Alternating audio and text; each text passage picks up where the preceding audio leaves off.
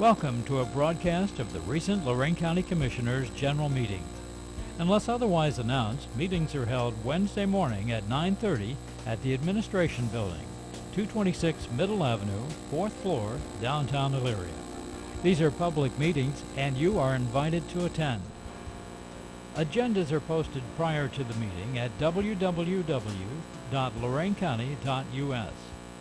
Click on Departments to see the Commissioners page, then click on View Agenda. Good morning. Could we stand for the Pledge of Allegiance, please? I pledge allegiance to the flag of the United States of America and to the republic for which it stands, one nation, under God, indivisible, with liberty and justice for all. Good morning. Welcome to the June 29th, 2011 Lorain County Board of Commissioners meeting. Commissioner Williams has the dog today. It's nice to hear some proud veterans in the audience saying the Pledge of Allegiance with some enthusiasm. I love it. Okay, well, we have a Great Dane here, mixed, correct? I was picked up on Broadway and 21st, right by Flinner's meat market. 3 months old. She's a handful, so she's gonna be tall. She's not gonna be a little baby, so she'll be available on Saturday after 3 o'clock at the Lorain County Dog Kennel. So we appreciate the help. Anybody comes and adopt this dog. We got approximately about 39, 40 dogs over there right now, so we need all the help we can get.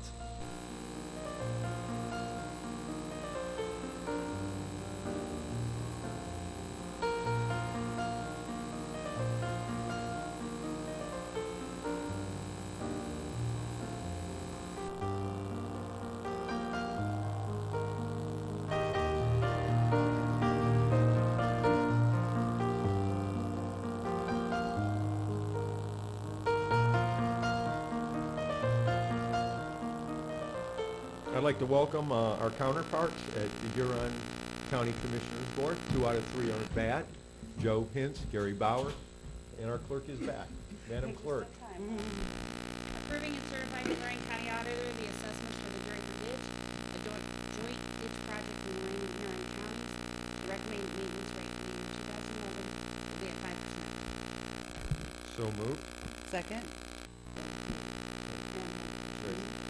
Oh. Any of you like the second? Would you like to come up, Gary? That way we can hear the vote. Yeah, if you come up here, that way. You get your 15 minutes of fame here in Lorain County. Well, a minute and a half, maybe.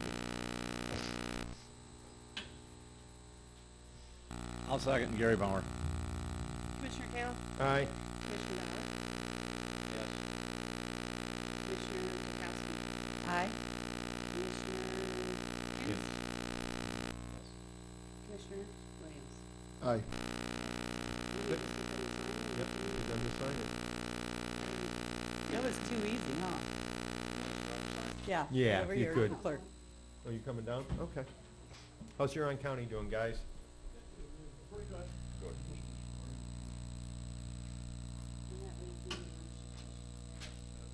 Yeah, I know.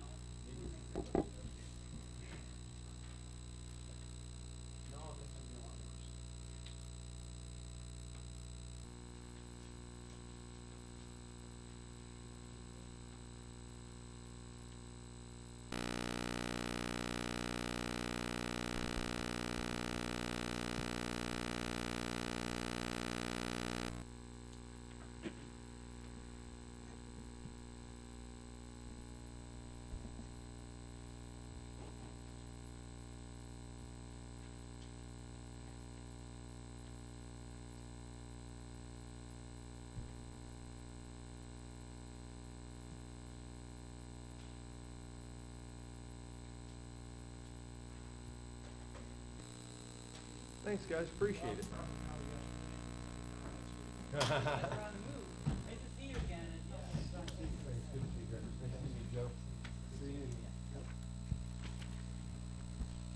Thanks, guys. Do you have an extra? That's all right. I'll pay attention. Madam Clerk? That'll work. Thanks. And 9:45, we'll have the Veteran Service Commission. Under Resolutions Number 1, Job and Family Services Bills. So moved. Second. Discussion. Mr. Kayla. Aye. Ms. Kowski. Aye. Mr. Williams. Aye. Investments. So moved. Second. Discussion. Mr. Kayla. Aye. Ms. Kowski. Aye. Mr. Williams. Aye. Appropriations. So moved. Second. Discussion. Mr. Kayla. Aye. Ms. Kowski. Aye. Mr. Williams. Aye. Transfers. So moved. Second. Discussion. Mr. Kayla. Aye. Ms. Kowski. Aye. Mr. Williams. Aye. No advances, no repayments, requisitions. So moved. Second. Discussion. Mr. Kayla. Aye. Ms. Kowski. Aye. Mr. Williams. Aye. Travel. So moved. Second. Discussion. Mr. Kayla. Aye. Ms. Kowski. Aye. Mr. Williams. Aye. Bills. So moved. Second. Discussion. Mr. Kayla. Aye. Ms. Kowski. Aye. Mr. Williams. Aye. Under the airport, advertised for 725 pavement crack sealing and pavement markings, notice being in Chronicle on July 5th, 12th, and 19th, and open at 2 p.m. on July 26th. So moved. Second. Discussion. Mr. Kayla. Aye. Ms. Kowski. Aye. Mr. Williams. Aye. Under the Commissioners, authorize various personnel actions as indicated on the summary sheet for employees within the jurisdiction of Lorraine County Commissioners. Mr. Cordez? Thank you, Commissioner Kayla. I do have two collective bargaining agreements. One for the County Engineers Bargaining Group and a second one for the Children's Services Collective Bargaining Group that I wish to discuss with the Commissioners. We also have two potential new hires at Golden Acres that I just want to show you the applications for.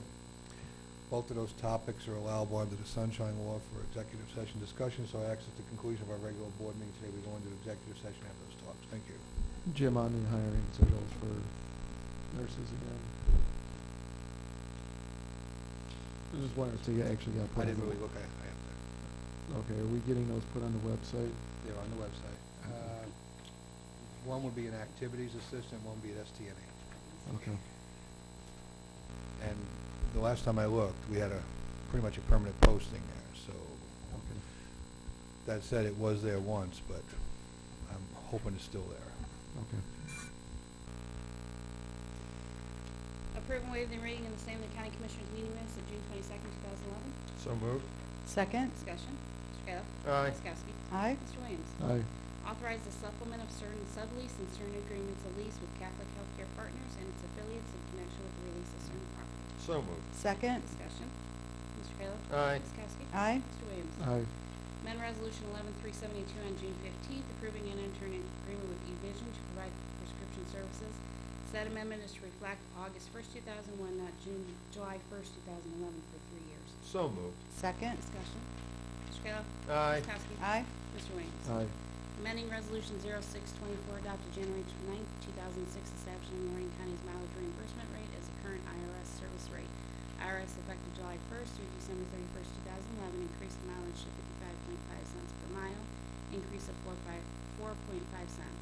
Said amendment is to reflect the mileage will be maintained at 51 cents for the year 2011. So moved. Second. Discussion. Yeah, I was curious as to know if, I know the state is lower than the federal rate, and I believe it was 40 or 45 cents. Does anybody know what the state reimbursement rate is? I thought I saw 45. 45. Now, will theirs increase automatically as far as the federal is increasing their rate?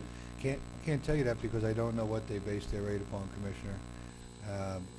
So it depends on what they're using as a criteria for establishing the rate. Well, I was kind of considering maybe doing an average of the state and federal, or just dropping down to the state's reimbursement rate. The other thing is, this is not going to affect bargaining contracts. Aren't there people that have this in their contracts? The majority of the bargaining contracts that have reimbursement language usually references the agency or the appointing authority's travel policy. So if we increase it, it increases. If we decrease it, it decreases. Again, there's always more than one right answer these days. It depends on whether the appointing authority or the agency has adopted a different travel policy. As we discussed many times, our travel policy only influences those agencies directly under our control. the rest of the county is free to file their own travel policy. And I think we heard from Craig Snodgrass that most of them had, that establishes their own criteria for mileage reimbursement, et cetera. So the answer is, would it affect our collective bargaining agreements? I'm not aware of any of our collective bargaining agreements that have any reference to mileage reimbursement. It's always been handled by our travel policy as a personnel type policy. Not negotiable. Right. Right. It's not negotiable, so like if we decrease it, we don't have to open up the bargaining and saying it's effective bargaining? No, but I wanna say, I know what Commissioner Kalo means. It is a negotiating issue, but it hasn't been negotiated. It's always been a practice to use our travel policy. So while it could be an issue of bargaining, Commissioner Kalo, Right. it's never been. It's not now. Right, it's not currently now. within our contract. So we would Correct. not be jeopardizing a collective bargaining agreement under the commissioners with regard to that rate. Because when we talked about it before, it sounded like the only people that were going to be affected would be Commissioner Kalo, you, and well, Betty Blair had taken some travel, and that was really about it, besides the coroner. Is there anybody Well, no, else there's that's a lot, effectuated by this? there's actually a lot more there. Some of it you see, some of you don't. We have reimbursement of Children and Family First. We've been trying to use fleet cars as much as possible. Don't we get reimbursed for that though through workforce? No. No? Well, that's Children and Family First. Workforce is a different Or funding for, pool. through children, The family? Children and Family First, we pretty much have some in-kind support of them. Has been vehicles and the likes. There's been no chargebacks on those. And sometimes when the mileage comes up, that's why we prefer they use mileage, but then we have to pay in when the budget's been shrinking here. Workforce development, we do get reimbursement for, so there is mileage over there for our youth workers and some of the staff, because there's no county vehicle accessible out there. So there's some reimbursements there. There may be a minor amount of reimbursement from some of the agencies that don't have a car. Enough vehicles, maybe Job and Family Services has some. I don't know to what That's the extent. one I've heard the most about. They have the most people for reimbursement of mileage. And Right. because they use their own vehicles because they're out and about. We wouldn't necessarily see that up here, although our policy would take them. precedent over what's reimbursed to them. Well, can we hold this for a week to see if the state is gonna change their mileage? Because I definitely don't wanna increase it to the 55 cents if the state's only paying 40 or 45 cents. I think we should be more in line with the state than we are with the feds. Then you can just pass a resolution following the state. States, right, yeah. Would you like to do that? I'm just wondering, no, I think different state agencies have different I was- mileage I mean, if we go with the auditor, I think they're at 40 or 41 cents, which I think would be, fair to actually follow the auditor's mileage reimbursement. So different state agencies have different I- rates? I was- don't know. That's, I think Commissioner's accurate. I was trying not to even make the simple issue seem even more complicated, but I believe that some of those. Every Department issue's- has their own. I believe there is some flexibility in what the 45 cents I thought I saw was what the state legislators were receiving for their mileage. I think that's where that number kind of I've popped seen into that our in an vernacular. article recently in one of the newspapers. It was reported in a very accurate publication called The Chronicle, I think. Yeah. So it had to be true. Did Brad write the article? So I think that's where the state legislature's at. I just don't know how their rate's established, but I believe that would be an accurate rate, would be the 45 cents for the legislature. So that would indicate that, again, like most appointing officials, like here, probably have the flexibility in the state to adopt their own travel policy. Right, every elected official's department picks Right. their own travel policies.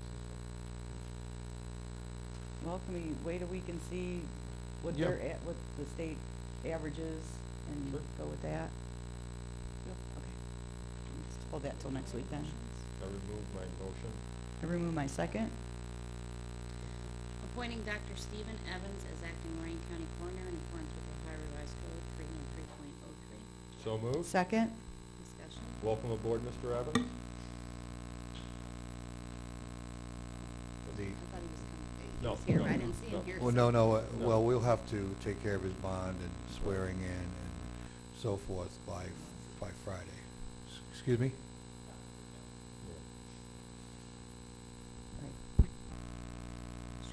Aye. Ms. Kowski? Aye. Mr. Williams? Aye. Community Development Department award contract to J.A. Kilby Enterprises, Inc., North Ridgeville, in the amount of $4,950, which includes a contingency for any unforeseen change orders for William and Lois Davis, 72 Bass Court, LaGrange, to receive grant assistance for roof replacement. 28 invitations were sent, only 2 received as being most compliant with specifications and will be paid from the CHIP FY10 home repair account. So moved. Second. Commissioners, Yes. At this time, I'd like you to ask you to table the next 2 issues. This morning, we got some new information with regard to qualifications for this program that have changed, that had just come to our attention. They've added another layering of requirements. Now, we have to have a complete asbestos abatement review before we can do this. I think Don's here. Don, is that accurate? You don't need to. Okay, so that just changed in the last 2 weeks, and we got the updates late yesterday, and so we're going to ask to table these 2 until we go back and see if they're maybe before that requirement, maybe they're predated and we can grandfather them, but as of this morning, Don, I did not believe we could do that, but I'm hoping it's still there. Okay. Approve and waive the reading of the same in the County Commissioners meeting minutes of June 22nd, 2011. So moved. Second. Discussion. Mr. Kayla? Aye. Ms. Kowski? Aye. Mr. Williams? Aye. Authorize the supplement of certain sublease and certain agreements of lease with Catholic Healthcare Partners and its affiliates in connection with the release of certain property. So moved. Second. Discussion. Mr. Kayla? Aye. Ms. Kowski? Aye. Mr. Williams? Aye.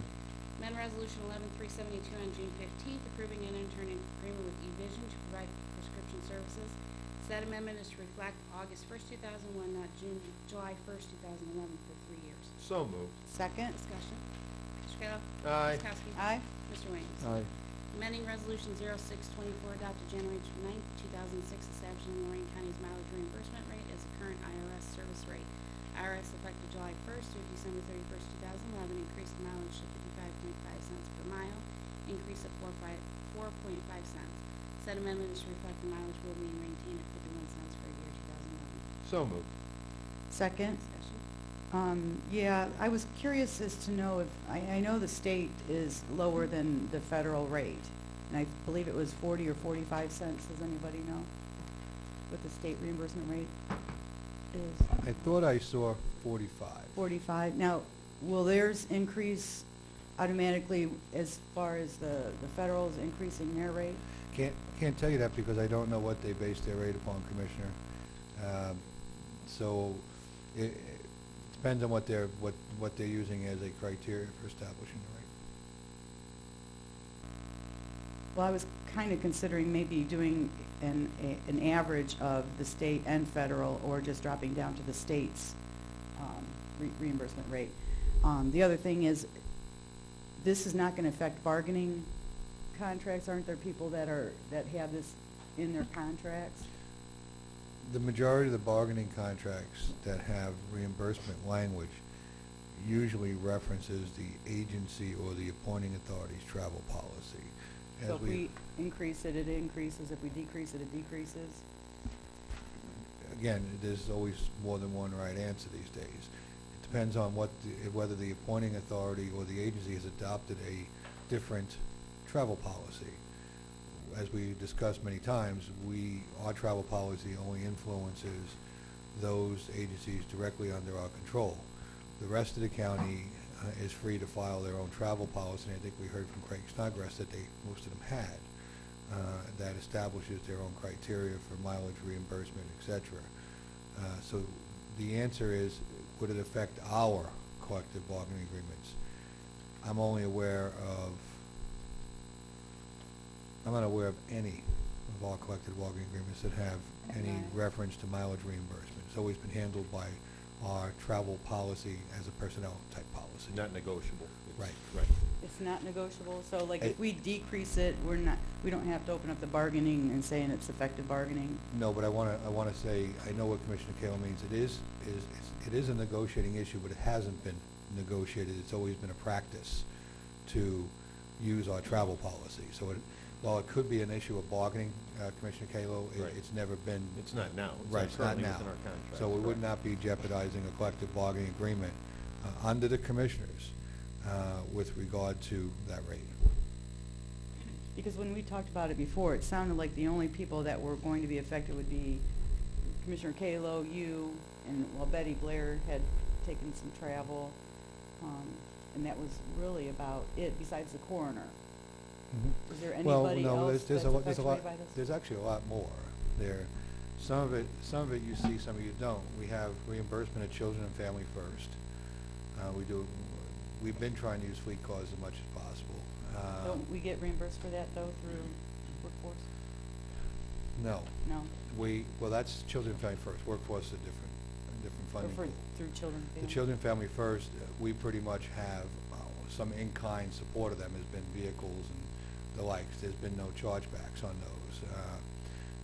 And sometimes when the mileage comes up, that's why we prefer if they use mileage, but then we have to pay in when the budget's been shrinking here. Workforce development, we do get reimbursement for, so there is mileage over there for our youth workers and some of the staff, because there's no county vehicle accessible out there. So some reimbursements there. There may be a minor amount of reimbursement from some of the agencies that don't have a car. Enough vehicles, maybe Job and Family Services has some, I don't know to what That's the extent. one I've heard the most about. They have the most people for reimbursement of mileage, and Right. because they use their own vehicles because they're out and about. We wouldn't necessarily see that up here, although our policy would Affect take them. precedent over what's reimbursed to them. Well, can we hold this for a week to see if the state is gonna change their mileage? Because I definitely don't wanna increase it to the 55 cents if the state's only paying 40 or 45 cents. I think we should be more in line with the state than we are with the feds. Then you can just pass a resolution following the state. States, right, yeah. Would you like to do that? I'm just wondering, no, I think different state agencies have different I would- mileage I mean, if we go with the auditor, I think they're at 40 or 41 cents, which I think would be, fair to actually follow the auditor's mileage reimbursement. So different state agencies have different I- rates? I don't was- know. I think Commissioner's accurate. I was trying not to even make the simple issue seem even more complicated, but I believe that some of those. Every Department issue's- has their own. I believe there is some flexibility in what, the 45 cents I thought I saw was what the state legislators were receiving for their mileage. I think that's where that number kind of popped into our I've seen that in an vernacular. article recently in one of the newspapers. It was reported in a very accurate publication called The Chronicle, I think. Yeah. So, it had to be true. Did Brad write the article? So I think that's where the state legislature's at. I just don't know how their rate's established, but I believe that would be an accurate rate, would be the 45 cents for the legislature. So that would indicate that, again, like most appointing officials, like here, probably have the flexibility in the state to adopt their own travel policy. Right, every elected official's department makes Right. their own travel policy. Well, can we wait a week and see what Yeah. what the state averages and Sure. go with that? Yep. Okay. Let's hold that till next week then. I remove my motion. I remove my second. Appointing Dr. Stephen Evans as acting Lorain County Coroner in accordance with the Ohio Revised Code 313.03. So moved. Second. Discussion. Welcome aboard, Mr. Evans. I thought he was coming. No, He was here, no, but I didn't see him no. here. Well, no, well, we'll have to take care of his bond and swearing in and so forth by Friday. Excuse me?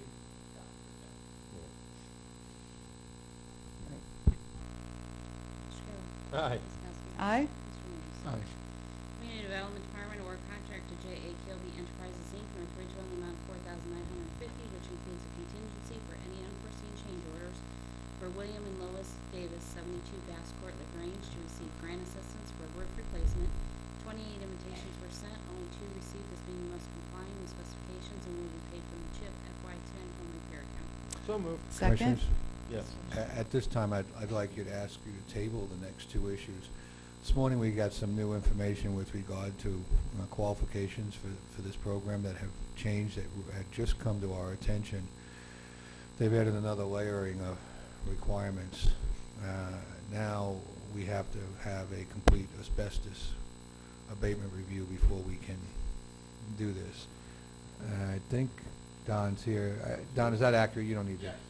Okay, so That just changed in the last 2 weeks, and we got the updates late yesterday, and so we're going to ask to table these two until we go back and see if they're maybe before that requirement, maybe they're predated, we can grandfather them, but as of this morning, Don, I did not believe we could do that. I'll withdraw my motion. I'll withdraw my second. Number 18. Yep, under Job and Family, approve and enter into software maintenance agreement with Maximus Columbus for the quarterly information consolidation system plus effective July 1st, 2011 through June 30th, 2012 in the amount of $2,500. Authorize director to execute on behalf of the board and amend for changes in programming and increased value of prosecutors approve as to form. So moved. Second. Discussion. Yes. Mr. I was just wondering, is our IT director involved in this? With regard to the Maximus, I don't believe so. Ernie's here, we can ask him. Usually Job and Family Services has, with this type of stuff, has been a fairly independent agency. Okay. Mr. Smith? No. Okay. No. Mr. Kayla? Aye. Ms. Kowski? Aye. Mr. Williams? Aye. Under Workforce, amend Resolution 09693 adopted October 8, 2009, number 5, approving and entering contract with Domestic Relations Juvenile Court. Said amendment is to reflect effective date is July 1st, 2010 through June 30th, 2011. So moved. Second. Discussion. Mr. Kayla? Aye. Ms. Kowski? Aye. Mr. Williams? Aye. Approve and enter into contract with Republic Engineering Products, Inc., Lorain for vendor training within Covenant Worker Training Funds in the amount of $133,833.92, with employer contribution of $91,483.92, and incumbent worker training funds in the amount of $42,350. Authorize administrator to execute on behalf of the Board of Prosecutors for the last two form. So moved. Second. Mr. Cordez, any comments on this? Well, this just gets in behind REP. They've had some problems up there with, specifically with some safety and OSHA compliance training. This is very important to the continued viability of the company. They're down to hundreds of employees, and their layoff aversion write-up was very strong. Mm-hmm. We actually had the screening group approve this above the limits that we had in-house self-imposed. Because of the severity of the need for this training with REP. And so I would encourage the board to support this local company, and hopefully they'll get things on track, and maybe we'll see some better times up there. Yeah, we need to do whatever we can to help REP out, and I thought this would seem like a larger amount than what we normally deal with encumbered worker training. Well, yeah, and of course now they've taken on encumbered worker training, and we have to add the extra element of layoff aversion, and so it's been a little harder to use these funds, and we've squirreled some of them away for the businesses to assist them, and this is a perfect scenario of where we can help a local company by getting some training dollars in there to make it a more viable workforce. Thank Great. you.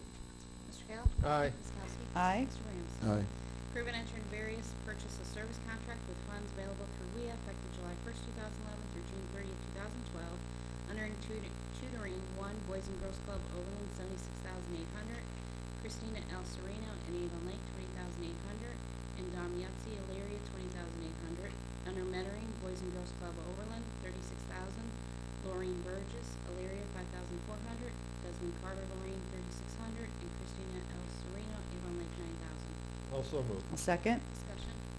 Mr. Kayla? Aye. Ms. Kowski? Aye. Mr. Williams? Aye. Under Children's Services, approve and enter in a contract with CCAO Services Corporation to provide employment verification services for Talk, St. Louis, Missouri, effective retroactive July 1st. I don't know which one is retroactive, but effective July 1st, 2011 through June 30th, 2012, and a monthly cost of $24.50. So moved. Second. Discussion. Mr. Kayla? Aye. Ms. Kowski? Aye. Mr. Williams? Aye. Would you like to do I'd veterans like going to the public meeting, the budget hearings with the Veterans Commission, please. Mr. Don Bates? Mr. Sambatunis will be speaking today. Oh, okay. Good morning. Good morning, Right. Sam. Morning, Sam. My name's Sam Batunis. I reside in the city of Elyria at 111 Edgefield Drive. I'm a member of the Veteran Service Commission representing the American Legion. We've all received, I assume, a copy. They can't hear you. Here. You have all, I assume, received a copy of our budget. Can you hear me now? Can you hear him? No? You have to get a little closer. Maybe pull that other one. No, that's the light, isn't it? Can you just get a little closer? Can you hear me now? Hold on, maybe you're gonna turn it up? With the hand mic?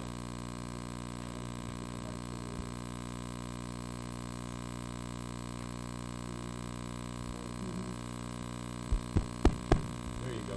Okay, can everyone hear me now? Yeah. You should have all received a copy of our budget.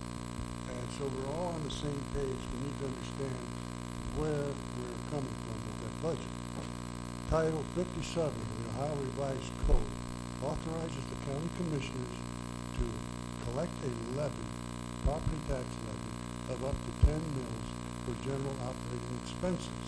Contained in that title, and under the county commissioners' allocations, is the allocation to aid and assist honorably discharged veterans. That's what part of that money is collected for. Title 5901 of the Ohio Revised Code says that the Veterans Service Commission is entitled up to a half a mil of that levy. In this county, that would come out to about a little over $3 million. Our budget represents probably slightly a little bit more than a third of what we're entitled to ask for. The remainder, as we always have every year, of that $3+ million is left with the county commissioners, and they usually distribute that as however they want. In addition to that, we traditionally return to the county commissioners a portion of what is budgeted that we don't use. If you look at that chart that is up there, the bottom line, 2010, shows total VA dollars spent in the county. That's money that comes into the county from the Veterans Administration. That is not regular pensions for 20 years or whatever. That's other pensions. That amount is $79,653,065 that came into the county in 2010. The money spent by the county that came out of that inside millage levy was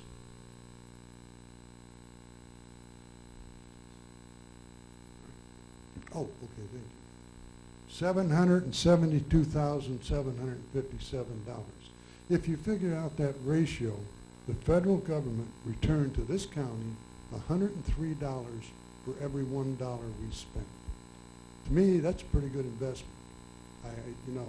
We're not trying to take money away from anybody, as has, I think, been alluded to on some occasion. The money we are taking is only a portion of what we're entitled to. We're not asking anything from any other department. As far as not having the money, well, you should have the money. You collect 10 mills, and of that, you receive a portion. The county gets to keep a portion of that 10 mills inside millage, do you not?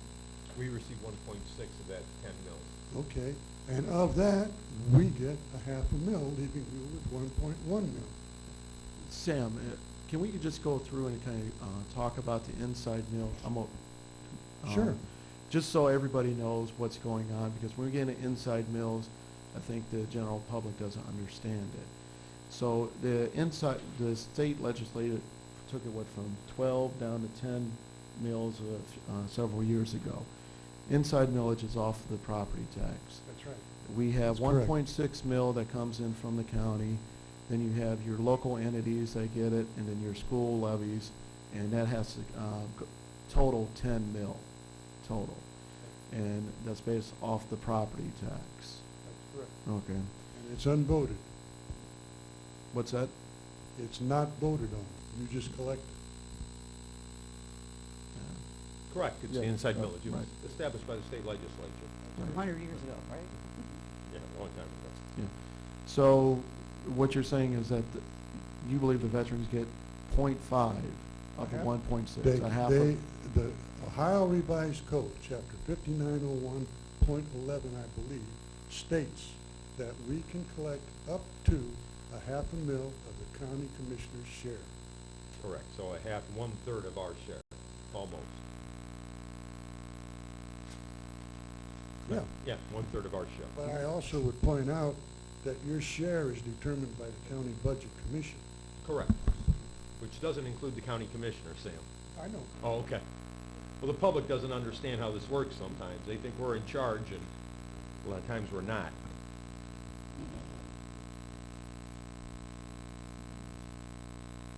What I was asking, Sam, is we actually had the verbiage of the revised code that you were talking about.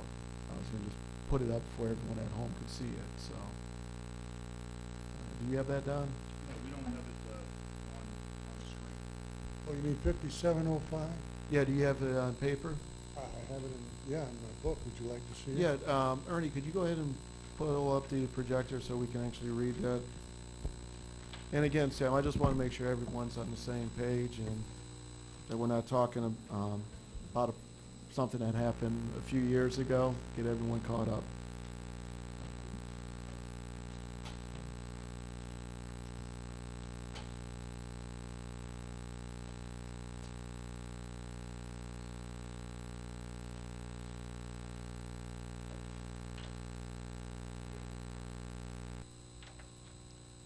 Hey, Don, are they showing up on the screen?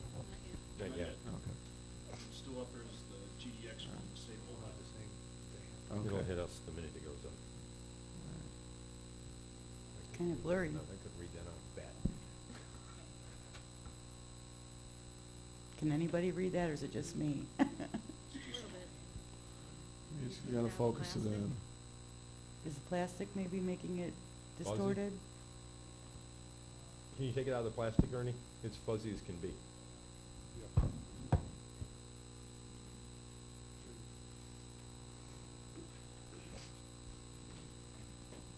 Mm.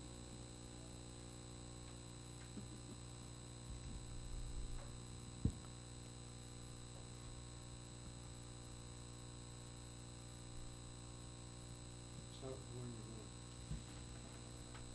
Mm.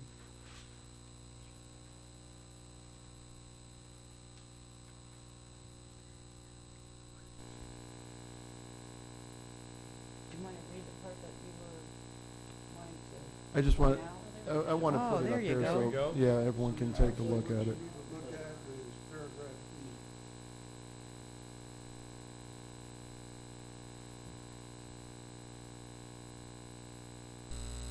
Okay, Sam, just go ahead and point out what you're referring to. I just want the people at home to be able to follow along.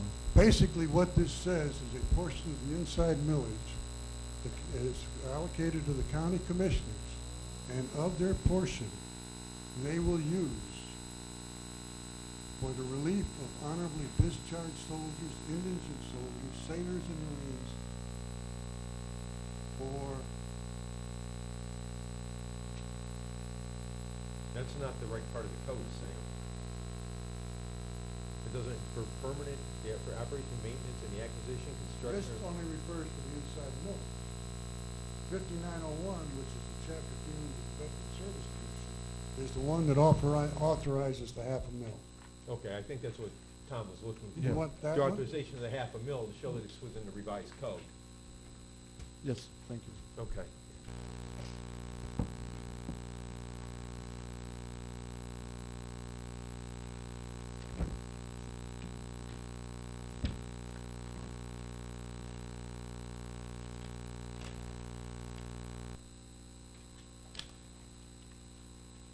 Do you have?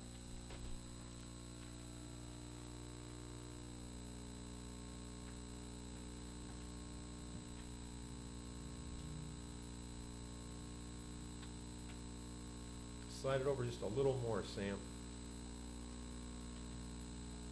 A little bit more. Yep. Oh, okay. Got the important part in there? As you read down there, when you pass 5705.41 in the revised code, Mm-hmm. you come to the board at its June session shall make the necessary levy not to exceed 5 cents per mil per dollar on the assessed value of the property of the county to raise the amount that the board approved. But the problem is, the whole 10 mills is already spoken for. There is no additional mills that we can levy. It's been taken up. It comes out of your portion of the 10 mils. Right, and that portion of the 10 mills funds all the departments, all the general fund departments. I understand all Okay. that, Lori, but Okay. I don't think you're understanding me. Chapter 59, this chapter here, says that $500,000 will be used to fund veterans' requests. Right, it says up to $500,000, and I have the county data exchange for 2009. It's the County Veteran Service Commission appropriations and expenditures for 2009. And it talks about every county in the state of Ohio. And it talks about the .5 mils that each county generates, and then what the county, the Veteran Services budget asks for, and then what they actually get, and then what they actually spend. There's only about 5 counties in all 88 counties that actually get 100% of that .5 mils. The majority, the average is, let's see, last page here, 86.8. Lorain County got 86.1, so you're just a little under the average in 2009, when the .5 mils generated $3,299,000. You asked for $1,288,000. The budget, or the commissioners here budgeted $976, and you actually spent $840. So, and that's at 86%. So the majority of the counties, it's all the same. It's all .5 mils that they're up to .5 mils, like you said, but there's only like 5 of them that actually take all that money. There's some, like, let me give you a big one. As I said, we do not take anywhere near all that money. Right, and nobody does. That's Nobody fine. does. You're right in line with, at the 2009 budget figures, you're right at the average, Then what what you're all the saying is counties our do. request is reasonable. In 2009, it was reasonable, yes. Okay. I mean, that was at the $840-some thousand was reasonable, but when you're now 2009 asking was next 2 year for, years ago. pardon me? We have a aging veterans population in this county. Aging. Their physical and emotional problems are becoming more prevalent. Their need for transportation is becoming more prevalent. All of those things cost money. Right. In 2009, we probably had a significant portion of the population that could drive to their doctor's appointments. Now they're in wheelchairs. They can't drive. They need transportation. Absolutely. Transporting a veteran in a wheelchair is expensive. All we're asking for is that we treat our veterans with the dignity and the respect that they are entitled to. These young men and women,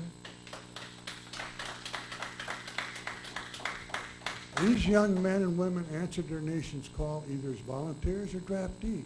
They did what the nation asked them to do, and they came back here physically and emotionally scarred. Now we should be doing what they're asking us to do. Absolutely. And I'm that not is to live up to disagreeing. our obligation. You know, we're not arguing over whether we get the full $500,000. We're arguing about 1/3 of what we're entitled to. I really see no point in all this debate about providing the funds necessary to care for these young men and women. Well, Sam, They're much older now.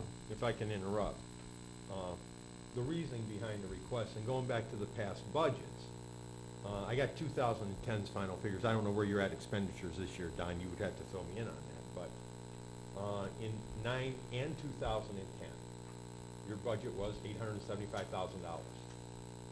You returned you only spent $770,000 last year.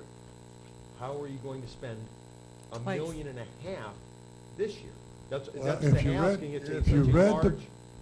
If you read the budget, you would have recognized the fact that there was money in there for I've got the budget. equipped vehicles to transport veterans in wheelchairs, to transport veterans who need special assistance, and also there was money in there to provide adequate space that they can discuss their problems in private without people standing around in the aisle listening to them. Those figures are contained in that budget. That's how we intend. You know, we're not talking about people having to meet in a parking lot here. We're talking about people that are meeting in rooms that have risers this high, where people walk up and down those aisles, stand out there and get pop out of the machine. When you go to the doctor, would you be willing to sit out in the lobby and discuss your problems with your doctor? No. If you need a loan, would you be able to sit out in the lobby of the bank and discuss your financial needs with the loan officer? No, you wouldn't. None of you would. And all Sam- we're asking is that you provide them with the same facilities that you would like to have. Right. And we talked about that in my office where we could actually, instead of moving you over to the St. Joe's building, which I believe was gonna take, what, $200,000? I don't have the budget up here. I've got it right here. I've got the 200,000 and request another bid. 50 or 70,000 for furniture, with getting you the cubicles, which are similar to office, where it would have a door, would be insulated, so that they could have the privacy to discuss their issues with the. You're open to that, correct? As Don and I told you at that meeting, we're open to anything that will meet the needs of the veterans. Okay. So the 1.5 million is kind of your wish list on there, as far as if you wanted to go to the St. Joe's and do a purchase there. But you are opening to staying in a different or moving to a different location to keep the costs down. As I said, Yes. we are open to anything that will meet the needs of the veterans. Okay. Not our needs, Right. not the commissioner's needs. The people that we serve are the ones we're talking about here. And you gotta remember, these people served you for a great many years. Well, yeah, I appreciate that. My father's a Vietnam veteran in that, and I respect the veterans in that. We want to give the service to the veterans that they deserve, but at the same time, we have to do it on an economic issue as well, because of the $6.5 million deficit we have. So we have a responsibility to the veterans, but to the entire county. So as long as you're willing to work with us in that and try to get, I know I spoke with Don, trying to get the cost reduction, but get the services that you need for the veterans. So, That's all we're asking, as long as we can provide them with the service that is essential to meet their needs. okay. Are you, do you have any numbers as far as the amount of veterans that you're serving over the last few years?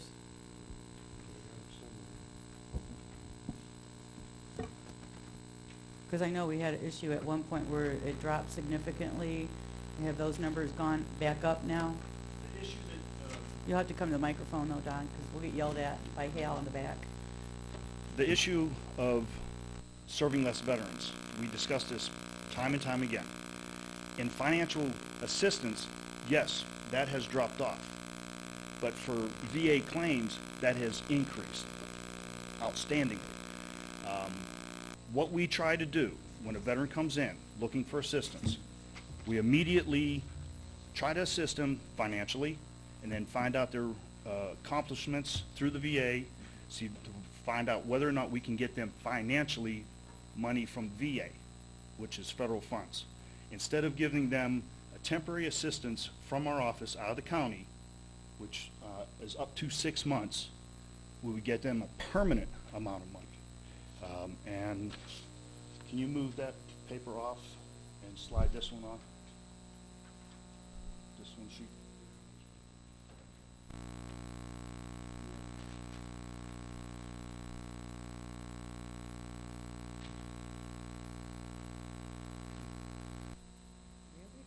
What is on the board right now is January to May of 2011.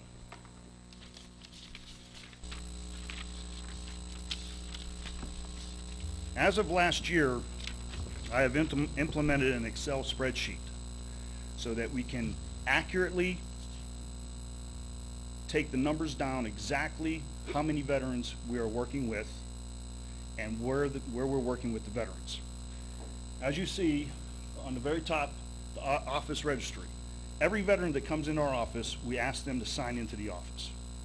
And as of May of this year, 1,298 veterans have walked through our doors. Excuse me, Don, is that individual or is that like Individual. multiple visits? It could have been multiple, that's That's your Same- door traffic, that's your traffic Correct, count. door Okay, but that's traffic. not individual That's person. not No, all it's not different individual people. That's what I veterans, was it's door asking. traffic. Okay. Every time they've come in, they sign in. On our financial rolls, this is individual veterans. We have assisted 97 veterans at this present time, individual veterans, at a total cost of $117,000. VA claims, to date, for May, we have filed 445 claims. That is individual claims, not multiple for one person. That's individual claims. VA transportation, the DAV van, which we have that is on loan from the Veterans Administration. We have transported 441 veterans, that as individual veterans. The VA's cost to transport those veterans was $1,846.51. That's cost and fuel cost. The VA maintains that vehicle. The insurance is paid by the VA, the maintenance is paid by the VA, and fuel costs paid by the VA. No cost to the county, except for the driver who we pay salary to. The Wade Park and Brecksville van, which is a county-owned van, we have transported 609 veterans to Wade Park and Brecksville. Now, as Sam was reflecting to, our aging veterans who have special needs, people that are on oxygen, are in wheelchair, that have medical conditions that could result in immediate care. We have found that that has increased dramatically in this county. And what we have done, according to 5901, we have went out and had Life Care come on board to transport our special need veterans. This is 525 trips. That's not individual veterans, that's 525 trips at current cost of $23,000. The total operation costs I do not have at this present time because I'd have to sit down and break down the salaries of our drivers and add that in. So this is what we have done so far this year in 2011. So your average floor traffic a day is about 10? Would that be about an average? It depends. Yesterday we had about 30 people show up in our office. Okay. So it fluctuates. I just figured Right. 20 days a month of open work time and Right. 1,200, about 10, 12 people a day on average. Yeah. Yesterday, Okay. yesterday was a swamp day because we do have walk-ins. Sure. Since But they still register. They walk in, Yes. they still get a register. I know you've Correct. been trying to do by Correct. appointments. You said you were doing that a year or two ago. Right, because of the amount of veteran service officers and also the inspectors for financial assistance, we went to appointment only so that we can isolate special time for our veterans. Since then, we have expanded our office by internal promotions, adding service officers.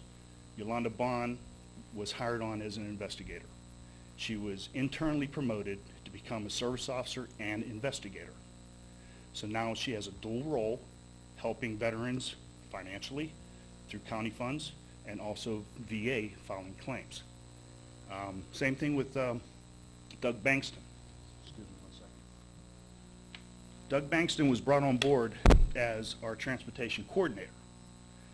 Since he was brought on board,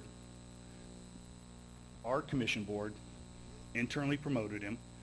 He has gone through training. He is a service officer in training, and he is going to become a Lorain County Veteran Service Officer and transportation coordinator, dual roles. So we are utilizing people to their fullest, having them do multiple roles inside the office. Hey, Don, could you pull up or put on your budget for 2012, your request, and just go through the numbers? Well, I will turn that back over to Sam. Okay.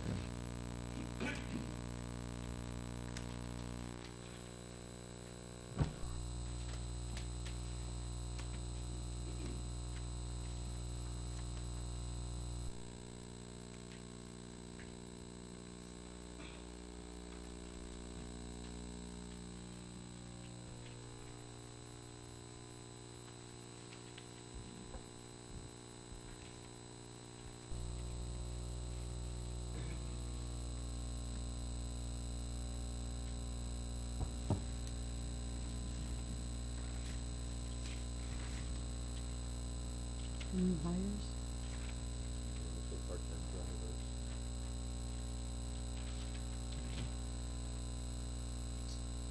Yeah, Sam, if you could just kind of go through and explain, the first item up is the salary employee. You went from $319,000 in 2011 to 365.5, and That- it's got 3 new hires. That- What are the part-time drivers doing? Those are part-time drivers, and they would be tied to the acquisition of the new vehicles that we discussed. If we don't get the vehicles, then we obviously won't hire the part-time drivers.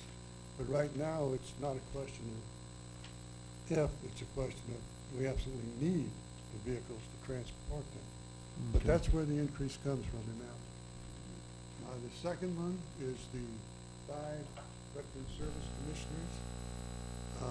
As you notice, the salary is the same. The salary's been the same since 2002. That was the last time there was an increase approved for the veteran service commissioners. Public employees retirement, that's set by your financial people. That's what we pay into public employees retirement system.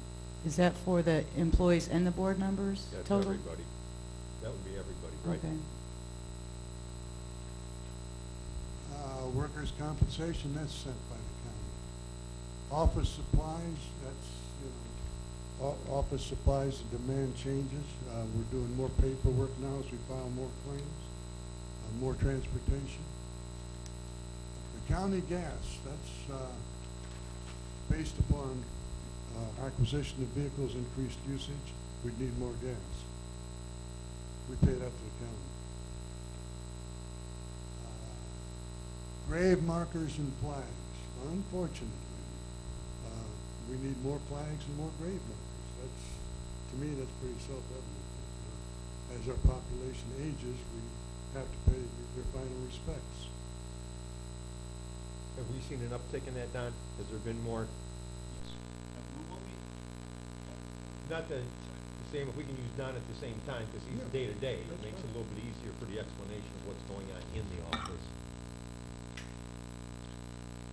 Yes, on the flags and grave markers, what we've done each year, I speak with all the veterans organizations to find out how many veterans have passed away, how many veterans that they've done services for, and then I contact 2 major organizations, the Elyria Vet Council and the Lorain Council of Veterans, to get the numbers of what they have on hand so that we can look at the expenditures. This year, we actually only, I do believe, I don't have the number right in front of me, but I do believe we spent approximately about $30,000 of the $40,000 that was allocated for this year.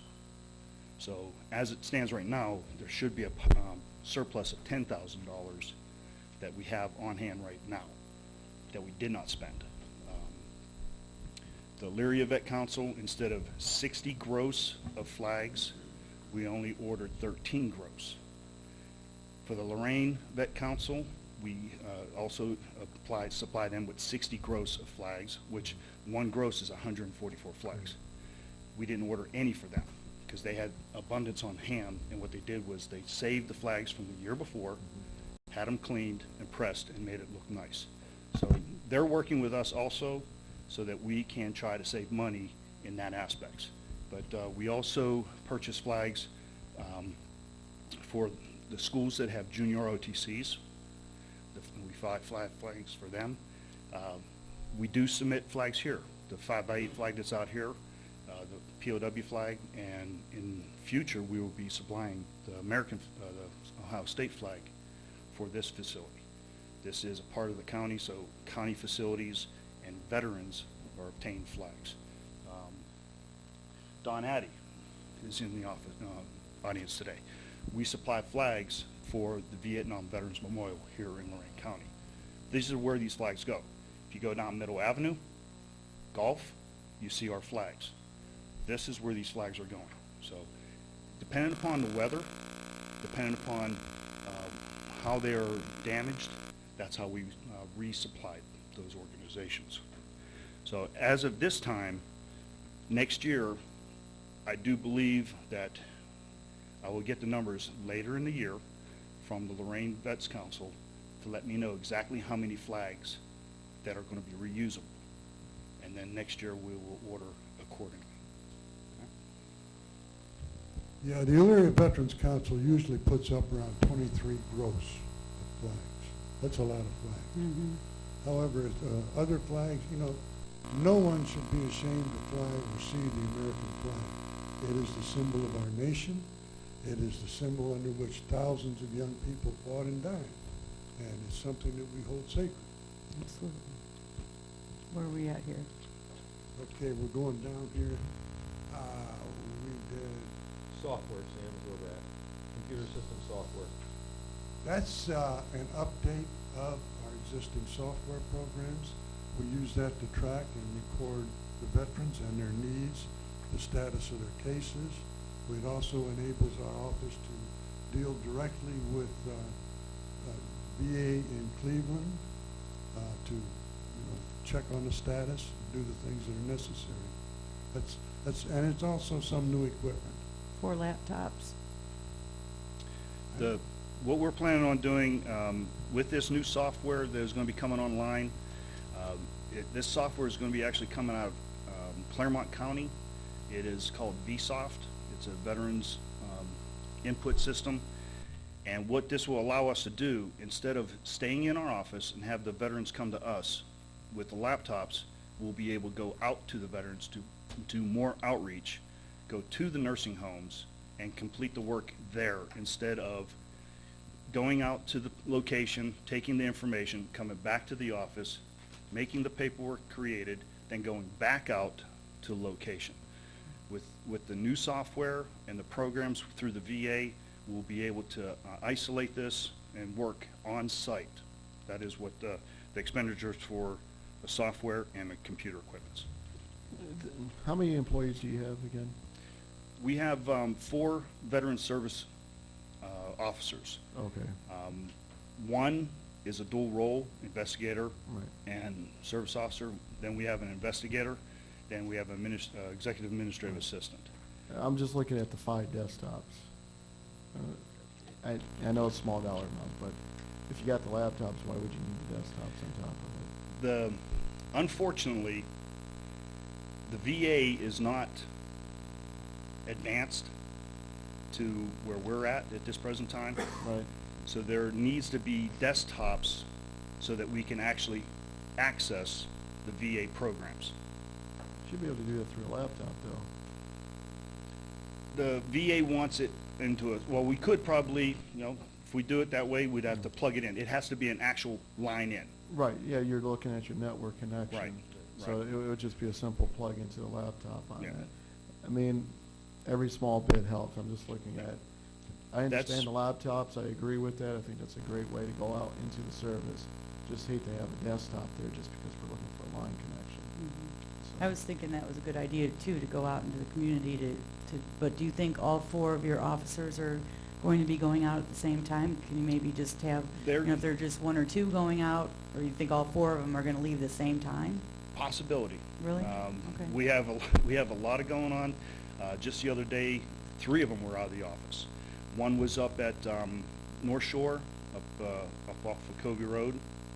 The other one was down at Abbeywood, and then another one was over here in Elyria. What's the name of that place? Right over this way. Westland Village. Westland Village. You might want to consider talking to our solid waste department, because we've been refurbishing computers, and you might be able to get some for free through our solid waste department. We actually do at this present time. For the veterans. Right, we But have- not for, yeah. I'm talking about for you, for your office. I mean, Okay. they're good computers, I don't know if they're quite upgraded enough for Yeah. they're more just cleaned up for people starting to use computers. I Yeah. don't think they're quite near the level of, No. Yeah, I mean. and I'm not a computer guy, I just know there's certain Yeah. needs. You're doing mostly web access, right? Through the VA is web access, but then we also go through a different program with the VA. Through the VA's web access, it is a secure net. Mm-hmm. That portion of it has to be wired in. We cannot remotely access it But because you're, of what I mean is you're constraints. not actually pulling programs up off the PC, you're going through the internet in order to access the database. Correct, and Okay. we're actually accessing into Washington DC is where Right. we're getting into. Yeah. What I would suggest is that you talk with Ernie on it. There's probably ways that we could get the cost down somewhat, instead of going with laptops, actually going with netbooks. You'd be surprised at the cost. Looking at $1,200 for a good laptop, you get a good netbook for about $600. So, Not a small problem. dollar amounts, but just utilize Ernie. And that's, all right, let's go on to the next one. Okay, the next one is furniture and fixtures. Again, that's tied to the Right. office acquisition. So, That's flexible. We're open to proposals, suggestions. okay. And the one proposal that I brought up to Mr. Cortez to have him take a look at is going with office cubicles that are basically taller. You can get them where they go to the ceiling and they actually have a door on it. So it would be considered an office space. You wouldn't be able to hear through, so you could have a private conversation. Would you be okay with that? To stay where we're Yeah, located, right. yeah, what really is the space is too small. If you would come out and visit the facility Okay. and see the space and what we have and where we store everything, there is no storage. We have to keep all of our veterans' files under lock and key, so they're inside one office that has two office people working in, and we're running out of space there, and we need more space. That's the bottom line.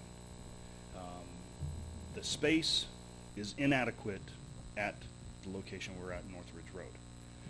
We do have a nice little corner, very easy access for our veterans to come in, but unfortunately, it is a public access. And if someone had proof and filed a HIPAA violation, they can file grievance and file a lawsuit against the county for violating HIPAA because of the public access that goes on in that area. Okay. at that And that's present for the files and that. So if we went through and say we used a on-base software, which is a file retention software, where it was actually downloaded into that, where only user access would be able to pull up the files, we could eliminate those files to hard copies. Get rid of the paper. Get rid of the paper and free up the floor space. Some of that can be done. Some counties are starting to go through that Right. process. I have spoken to other county directors, and all the bugs have not been situated out of that. Well, I know the prosecutor's looking at the software as well, so it's just, I think they can use it for criminal cases. They would be Right. able to help you out too. We use it in private industry as well. Just a way to free up floor space, and it makes your life easier finding a file because you can do different data research. So, okay. So I that's don't think currently we're in a position to buy any facilities, correct? No, Correct. did Right. you ever look at the One Park Landing? I looked at that 2 years ago, and I don't have the answer of why we were not moved there. I spoke to, Karen Davis. yes, about that. We visited it. The commissioner went there. Everyone was on board to Did move you like there. that space? Yes, we needed one wall put up to add another office in there, and then the repairs that need to be in there, there's some minor repairs that need to be done. Mhm. Window needed fixed, some water leaks, but that would access us, because there's an area in there enough for storage and a file room, Okay. and then it would have enough office space. That as might long be as- an option. Does your storage have to be on site, Don?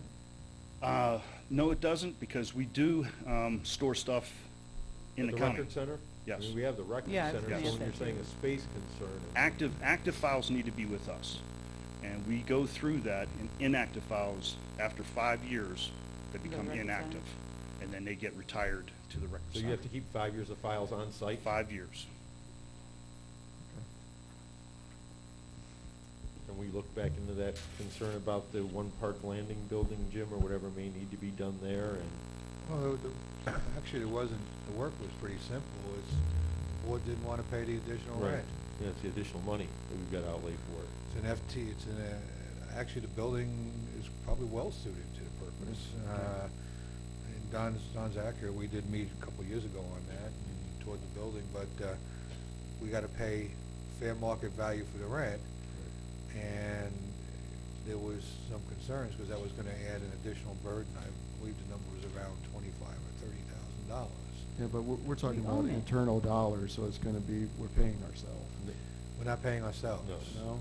The money, FTA. the money You gotta has to pay be to the used FTA. for, well, first of all, the money has to be used for transit purposes because the money with, the condo was purchased with FTA dollars. Right. So how much are we talking, 25,000? I think it was. I don't have the exact remember numbers in front We of looked me. a couple years back. All right, so if we're giving transit 100,000, we cut their budget by 25 and put that there, is that legal? Sure. Robbing Peter to pay Paul. I mean, I would it's at legal. least, It's I just would a at least wait accounting 10 rule. minutes between doing that, you know, if we're gonna tell the FTA that we got income, but we're taking it at the other end, we should at least, I mean, they're working with us, but I don't wanna get into a, complex Right. situation with Right. them where, we get a push-pull and they're accusing us of some kind of shenanigans. But 1/3 of our business is transportation. So that could be a loophole for that. If that has to be used for transportation.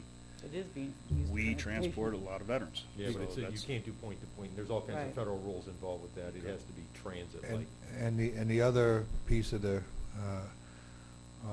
in the mosaic here was that we have debt service on the building they're in now on the space. Right, plus the condo fees. Well, I was talking about the Oh, the location. job and family current, service. right. building. Sure. That's- At one time, a couple of years ago, when we were trying to do this flip-flop, I thought that Job and Family Services was gonna take that space, and then we'd have somebody paying rent in that space, so it would be, the washout, I think we got the washout under 20 grand. It wasn't so bad. I Now they do don't need believe Mary space. Murphy explained to me that that has already been done and they have already assumed my portion of the building. The problem is they just cut the allocations from the federal government. Again, we were working on it, and Mary's workforce development, I was hoping for Mary Lou, and they've suffered some significant setbacks over there State, too. Correct, job and family services. So the availability of funds isn't what it was 2 years ago. Not that we shouldn't explore that, but again, there's been some retreating on the availability of dollars to do some of those things. Now, up at St. Joe's, we did get with Lee Berger for that facility, and he is going to be forwarding me, well, he already forwarded me the purchase proposal, but he's also going to be forwarding a lease proposal for the same location. Once that has come down, I can get this forward onto the board. So you can see the difference between purchasing the property up there as a condo or leasing it through them. I mean, we talked about the VA there is actually under a lease, so I have a concern with you going through and purchasing it.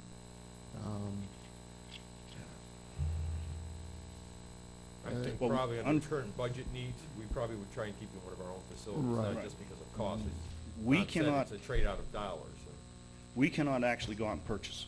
Right. that's We the go board. out and take a look at stuff and then Right. present it to the board That's the to board's to role. allow you to purchase it, to No, act. I understand that. I'm just letting you know what my Yes. concern is with that. Well, I think what we need to do as far as the space is to have you get together with us, and Mr. Cortez, have a meeting out at your facility, and see if we can come up with a way to improve the efficiency and the space requirements for you. See if that would work. If that's not an option, then we can take a look at Plan B, whatever that's going to be. Sure. We are Okay. flexible. All right, the next one up is the... Well, let me get a recap, Okay. Tom, slow down as we're going through this. So currently, we're not looking at needing the furniture fixtures for anything. I'm trying to go through the budget down, Sam. Is there a furniture fixtures cost not needed then in the forward year budget? If we move, wherever we move to, the furniture that we have right now is not ours. That was purchased under Vivian, who was there prior to when they renovated that location. We Go had ahead. some enhancement dollars, a grant that we were able to apply for. Currently, a large portion of the services that Veteran Services provides to the veterans coming in as part of the one-stop system, the employment network. So we were able to cover a good portion of those needs under that enhancement grant, just kind of stretching the dollars out. Because, again, the concept that the state developed a few years back, I want to say, well, I'm saying a few years, it was probably more than a decade, it predates Don and I, was this one-stop location for all the services, and especially employment services. some of the roles that people perform in that end of the building, because there's a dozen different agencies at any one time there have some similarity, and there's a few roles that really don't fit very well, which would be the transporting and things like that of the veterans. But that was a state model that they kind of squeezed us into over a decade ago. So we would need to keep the fixtures money in there and furniture in case there were a move? Correct. And depend upon what contract we go through, again, this is just a budget, Right, it's a prospect. budget number, right. Yeah, it could be 40,000, it could be 35,000. It depends upon the actual cost of the furniture at the time. Sam, contract services? Contract services, that's basically two. One we've always had, that's with the typewriters to service and repair them. The big one, however, is with life care, transportation of veterans who need special handling. Well, if you go back to the other one, you've only spent 23,000 5 months through the year out of the, That was a partial Like- year. yeah, 5 months out of the year. So I'm saying 23,000, I don't know what your typewriter stuff is, I'm kinda lost with that. Typewriters? Still use Type- those? we still, yes, we still do have typewriters. We have a couple forms that we cannot utilize the printer or computers to use. You're We have kidding me. It's a voucher that has to be in triplicate, and unfortunately, this voucher is not in the system. Yep. Ernie, can you make one? How much can a typewriter contract be done? I mean, It's $500 a year for maintenance and repairs. Oh, okay, it's $500 out of Right, 100,000 it's five- ask, and you're right, at right. 24,000 so far this year.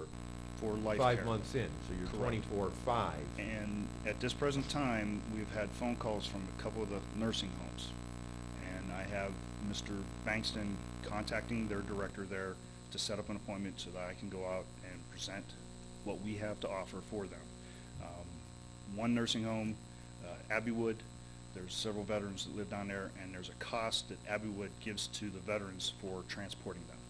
And now that the word is starting to trickle out that we have this special needs program for veterans, more and more people at different locations are finding out about this. And Also are at willing the- to help? Well, instead of charging the veteran at their location, then they're coming to us and we're taking care of them instead. Instead of having the facility that they live at charge them an expensive fee for transportation, we're taking care of the veteran instead of the Instead of. location. Right. Instead of, like if they're on Medicaid though, Medicaid would pick that up. That I'm not sure. Like at Abbeywood, I'm not sure exactly how that works in that aspect, but we have a veteran that lives at Abbeywood that was being charged $100 a trip Out of his own pocket? out of his own pocket. Okay. And now he does not have that. Now he has $100 back in his pocket. That's good. What type of increase do you think you're gonna see in I did not hear you, sir. that? What type of increase increase in volume are you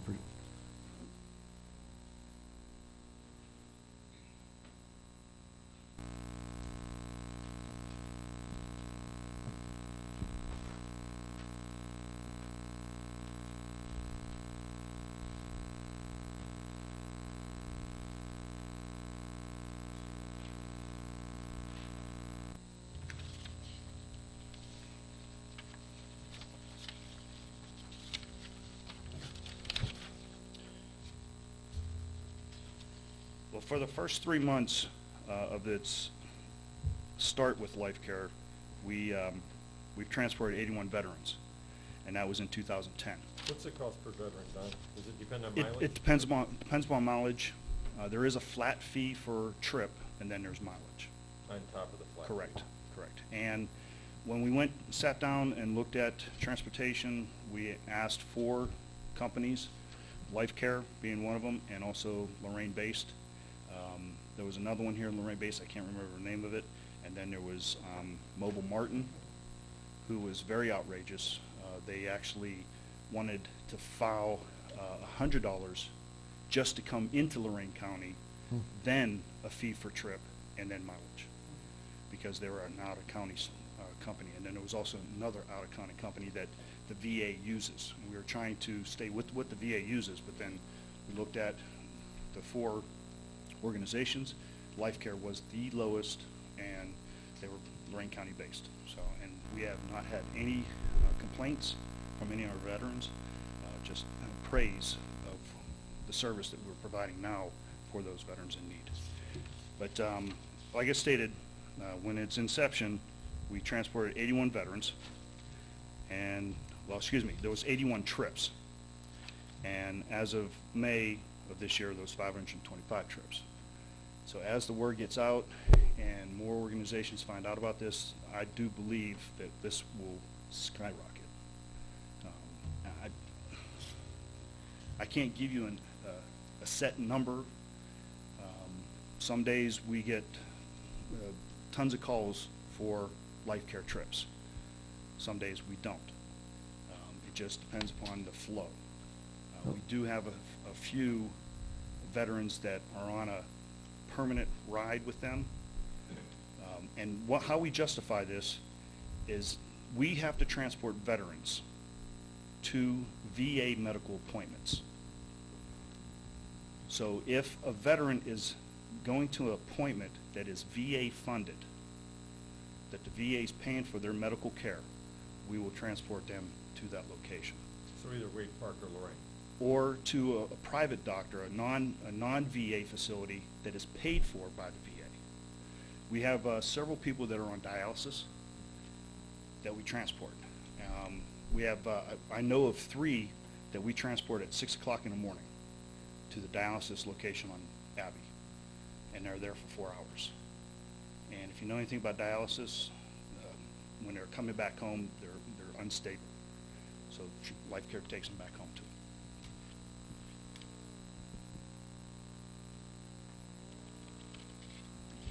Okay, the next one is utilities, and that again is tied to a different office location, and it's the best guesstimate type thing at this point, because no one really knows what the utilities would be. So yeah, that would be negotiable depending upon what the actual cost would be. Before we go on, just real quickly, Mr. Childress was here last week, and I don't know if you had a chance to talk to Mr. Bates about the van, possibility of getting a free van from NOACA. I know Mr. Bates had submitted some information. Yeah, we have that information. We were turned down twice. You were turned down? 2008 and 2009, we submitted letters of intent. With the help of Pam from Lorain County Transit Authority, she got me started on this. Again, 2008 and 2009, we submitted letters of intent, and then we never received the response, because only applicants that are eligible will receive the application via mail or email. And both times we were not eligible to go through that process. I was told from Colleen Donnelly from NOACA, what happened was you got on the list, but then there was a follow-up thing that you needed to do in order to qualify, and that was never done. So if you need help doing that, I think we can get together and hopefully get you a couple, at least 1 or 2, because Lorain County never gets anything, so we're way past due. I'm more than willing to submit another letter of intent. Yeah. And go through the process again. Okay. Well, I'll help you I do through that have the process. package from 2009 that we did submit in a timely manner. October of every year is when this letter of intent must be submitted. Right, and then you were on the list of, and then you had to do one other thing after that to get qualified for it, and that was not done. That I'm not aware of. Okay, well, we'll make sure we get it done correctly this time. Internet services, again, that's tied to the new office. It depends upon what they're going to require to do it, and that would be negotiable. Next, vehicle expenses. The reason for that increase is 1 replacement vehicle and 2 new vehicles. If it's possible to get them, then that's what it would be. Otherwise, What is the replacement vehicle? What's the 2 new vehicles? I'm sorry? What is the actual, what are you replacing, and then what are you planning on getting? That's right. I'll take that one. Currently, we have a 15-passenger van, and we can only transport 12 in that vehicle within the county, but according to federal regs, you're only allowed to transport 8 to the VA medical centers. So we have a 15-passenger vehicle that we transport 8 veterans a day to Wade Park. That vehicle is a 2006 vehicle, which on the normal process in the past, it was replaced every 2 years, and then that vehicle was turned over to the county, and it would go out to the county garage. In 2008, we foregone the purchase of a new vehicle. In 2009, again, it was asked by the board to forego the purchase of a vehicle. Now we have well over 150,000 miles on this vehicle that has increased in maintenance cost. With the aging veterans, we do have veterans that have a hard time getting in and out of this vehicle. So what we're looking at purchasing through Sue Lux is a 14-passenger bus that has a low entry with a driver. As long as we stay under with 14 passengers, there is no CDL cost, and we're able to utilize our drivers at this present time. Again, we've been dealing with Sue Lux through National Bus Corporation, and through the National Bus Corporation, we're looking at a purchase of a bus that is $48,000. The other 2 vehicles that we're asking for or looking at is the 2 new vehicles. And I also got with Jerry Ennis on this issue. The vehicles that we're looking at is the DAV vehicles, the DAV National Transportation Network vehicles. These vehicles come through the Disabled American Veterans, through their national program. They get donated to the Veterans Administration. They become the property of the Veterans Administration. Licensing, titling, maintenance, and fuel for those vehicles are all paid by the federal government. Those vehicles get disseminated out to different locations. Again, this comes down to the board. According to Revised Code 307, for a nonprofit organization to obtain money from organization, it must be donated by your organization. This cost would be $24,000 per vehicle. That would be 2 vehicles at a cost of $48,000. That vehicle, that money would go to the Disabled American Veterans to purchase the vehicles through Ford, then donated to the VA. And then those 2 vehicles will come back to us. And again, I got with Jerry Ennis, and we went through, and this is legal.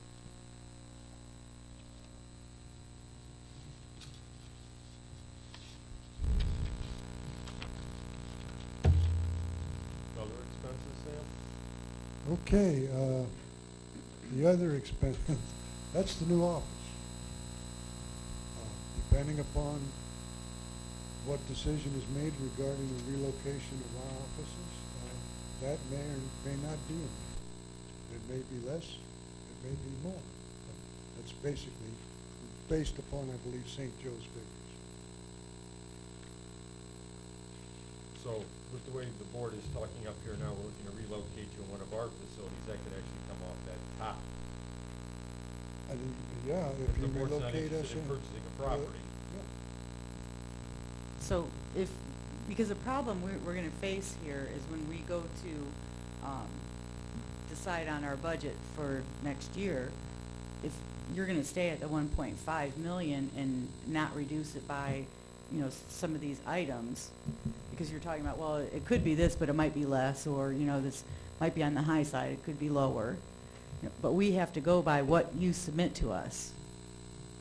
And if you these- submit 1.5, that means that's $500,000 more than last year, which means we have to find that from a different department to take it from in order to supply you with that extra $500,000. Because we're required to balance our budget. We have to have a balanced budget. Commission gives us, we have to balance our budget.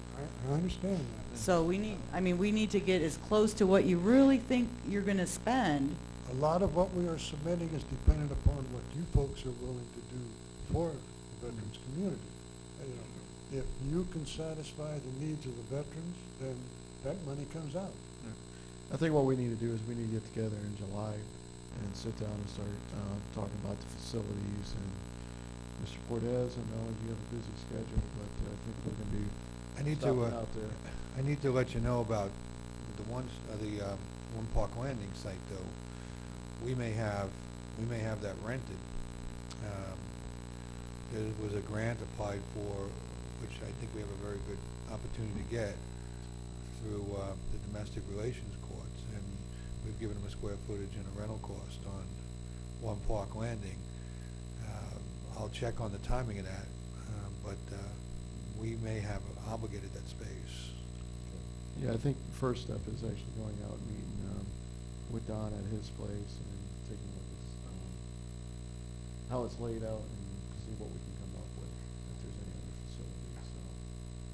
Right, I mean, I'm aware of his footprint out there. Right. I haven't been out there in about 2 or 3 years, but I'm aware of what's out there. The issue that you and I discussed with regards to encapsulating the cubicle areas a little bit differently would be probably one of the only ways of doing it, given the constraints of the building. So I'm not kind of in disagreement with either one of you on that. Absent doing that, we're going to have a difficult time facilitating a configuration change that's going to meet the needs I heard you describe here. What we were talking about is just even about space that we have here in the administration building, and that if we could put you on 4th floor or 5th floor or something like that. Right, we discussed that in our meeting. Right. And so yeah, I think I need to get a better understanding of your footprint. I know we spoke in general about square footage requirements and that, but go through, lay it out, make sure it's going to have a nice flow for your office and getting the veterans in and out as well. So, One of would the it be biggest an things- issue moving them over to this building? As long as there's no parking restraints, that's another thing we discussed. We would need to have possibly 20 slots available for parking. A couple of those need to be handicapped, and facility access needs to be handicap accessible. That's a major portion. Okay. So, I Well, the mean, county has it with elevators and everything. I mean, handicap Right, access, yeah. we don't have an issue with here, so that's not. I know the general consensus of the veterans through the county would like to see our office co-located out at St. Joe Community Center, being that where the VA has that location until 2017. And, you know, we're not sure of what the VA's intent is after 2017. Hopefully they'll stay there. Hopefully St. Joe's Community Center will thrive again. With the Valor Home taking over the 5th floor, and then possibly with the projection of Valor Home taking over the 4th floor of that facility, you know, that's something totally different of what's going to happen at St. Joe's. But our main concern is the now. The Lorain County Veterans Service Commission needs adequate space to properly assess our veterans in a private matter. And it looks like about 2,000 square feet is your footprint. Correct. I mean, based on the proposal you received from St. Correct. Joe's and their realtors, so. Correct. I mean, the ultimate goal would be to get you housed at St. Joe's if the price was feasible. I mean, it's where all the veterans, you know, are getting the majority of their services, so it makes sense for you to be there. But we also have to look at the costs associated with that. Correct. And the risk.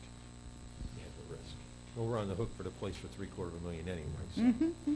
Yeah, and the risk of it not surviving, That is my concern. Is of the it not risk on that. surviving. Well, just the cash flow that they have there, so. Okay, Sam, back Go to you. ahead. Okay, the next one is the dues. It's an increase of $500. That's the dues for the 5 veteran service commissioners and for 4 county veteran service officers. Those dues pretty much are set by the Department of Veteran Services in Columbus.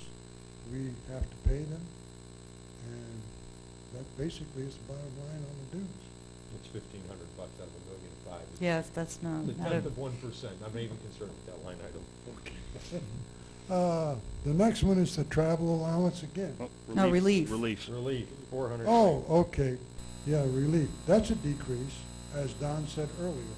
Financial assistance is going down, transportation is going up. The reason financial assistance is going down is the number of veterans are passing away. So as they pass away, we don't allocate those funds anymore. And I think that was a big stickler for me back when we had these talks before. You were asking for increases in this and increases in that, but you were decreasing the amount of relief for our veterans. And I thought that's where if we're going to increase anywhere, that's where we need to make our increases to help the veterans in our community, not our administration part of it. So you're going from 450 to 400, but in 2010 it was 550. So you went from 550 down to 450, now down to 400. So who are we helping here? Are we helping our veterans? Or are we helping the administration that are servicing our veterans? The answer to your question is they're helping veterans. I sit on the Veteran Service Commission. I review these cases along with 4 other commissioners. I can tell you that they look for ways to help the veterans, not to turn them down. But why are we decreasing their allowance? We're not decreasing their individual allowance. The demand The amount that we're the serving. demand for financial assistance is decreasing. I am the adjutant of the American Legion Post here in Elyria. At one time, we had a membership of 1,400. Right now, we're down to a little over 570. It's a World War II, early Korea post. We lose approximately 50 veterans a year out of that post. That's what's happening to your veteran population. That doesn't mean the demand that's left is not getting what they're entitled to. They certainly are. And those people have worked and have pensions and retirements and health care, so they don't need the services under relief. Some of them, that's true. Right, not as much of that. I mean, I talk to guys who are veterans, they don't even know what the Veteran Services Commission are. And you know what I'm saying? Because they never use the services. Right. So we have a lesser veterans population and less people coming back today because there's less population in Ohio. I mean, it's a demographics thing. Right, You yeah, go to the amount Florida, of... Texas, California, you have a lot more veterans because they have growing populations. And The the service first- the demand is first, changing. Yeah, the first sheet that you had up showed the decrease in veterans population. So I thought our goal was to help these veterans and And we are. There's no get question. relief was the majority, because they get their federal money from Cleveland, from the VA, right? Not from us. Right. So The service, yes. they're gonna claim. get that whether we're here or not. That's correct. Our job is to help the most needy of our veterans. But they may not get that money whether we're here or not. Our veteran service officers do a great job in updating their claims, adjusting their claims, making sure their percentage of disability is put at the level it should be. That all requires time and effort and paperwork. The concern being, and not to interrupt you, Well, Commissioner, I but wanted to have Neil come. Neil, do you have the data exchange for the CCAO financial assistant per participant? If you can throw that up there. The CCAO gets data from all 88 counties, and I want to show just Lorain specifically. It shows our veterans at $25,677, or 625,000 veterans, that you assisted 242 veterans, financial assistance at 412. So per participant that comes through our doors is $1,703. It's costing us to service our people. That is the highest in the entire state. If you look at even Cuyahoga County, they have 90,000 veterans, and it's only costing them $1,026. If you look at Lake County's another one at 25,000 veterans. Here's one at 27,000. Butler, it's costing them $686 compared to our $1,700. I'm just wondering why. Why are we not serving more veterans? Why is it costing us so much to service our veterans? Why are we asking for double the amount of money from last year to this next year? About reflects all the services made available to the veteran. I'm sorry, I It didn't. reflects all of the services made available, not only financial assistance, but transportation, everything else. In the case of Cuyahoga County, to transport a veteran from Cuyahoga County to Brecksville or Wade Park costs far less than it costs to transport them from Lorain County. Well, maybe we need to look at like counties that are doing the similar services and find out why we're the highest in the whole state as far as per capita. maybe we can learn something from other veteran services agencies around our county, or around our state, to find a better way of doing business. I mean, that's what we've had to do throughout this entire county, is find better and new ways to do things, because money is so tight, and there's not enough money, absolutely not enough money to go around. So I mean, if you take a look at that, it's pretty self-explanatory. And If I may have inter- concerns with that. If I may interject, in 2009, for financial assistance, we helped 146 veterans in 2009. Mm. In 2009. 2010, Wait, let me write that down. 146. 2009. 2009, 146 veterans. Okay. And I don't have the total cost of what we spent financial assistance on those, but for 2010, we supported 188 veterans. That's 42 veterans increased over 2009. Excuse me, Don, our data showing says you did 242. Mm-hmm. That assisted 242. These are numbers you must turn into the state.